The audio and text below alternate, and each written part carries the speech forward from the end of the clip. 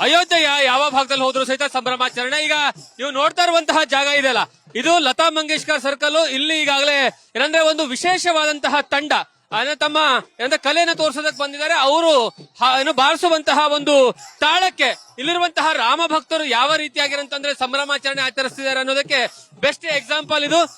ಬೆಳಗ್ಗೆ 7 ಗಂಟೆಯಿಂದ ಆರಂಭ ಆಗಿರ್ತಕ್ಕಂತಹ ಈ ಸಂಭ್ರಮಾಚರಣೆ ಇನ್ನೂವರೆಗೂ ಸಹಿತ ನಿಂತಿಲ್ಲ.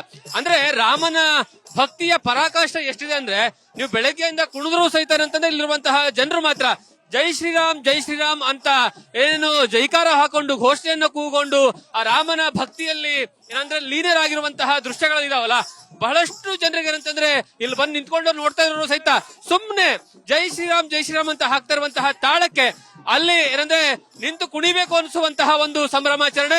ಅಂತಹ ಸಂಭ್ರಮಾಚರಣೆಯಲ್ಲಿ ಚಿಕ್ಕ ಮಕ್ಕಳು, ಮಹಿಳೆಯರು, ವಯಸ್ಸಾದವರು, ಅದರ ಜೊತೆಗೆ ಏನಂದ್ರೆ ಇಲ್ಲಿ ಬಂದಿರತಕ್ಕಂತಹ ತಂಬೂರಿನ ತೆಗೆದುಕೊಂಡು ಬಂದಂತಹ ವ್ಯಕ್ತಿಗಳು, ಅದರ ಜೊತೆಗೆ ದೂರದ ನಾನಾ ಏನಂದ್ರೆ ಪ್ರದೇಶಗಳಿಂದ ಬಂದಿರತಕ್ಕಂತಹ ವ್ಯಕ್ತಿಗಳು ಈ ಒಂದು ಸಂಭ್ರಮಾಚರಣೆಯ ಏನಂದ್ರೆ ಕ್ಷಣದಲ್ಲಿದ್ದಾರೆ. ಇಲ್ಲಿ ನೀವು ವಿಜುವಲ್ಸ್ ಅಲ್ಲೂ ಸಹಿತ ನೋಡಬಹುದು ಯಾವ ರೀತಿಯಾದಂತಹ ಸಂಭ್ರಮಾಚರಣೆ ಕಾಣಸಿಗ್ತಾ ಇದೆ ಅಂತ.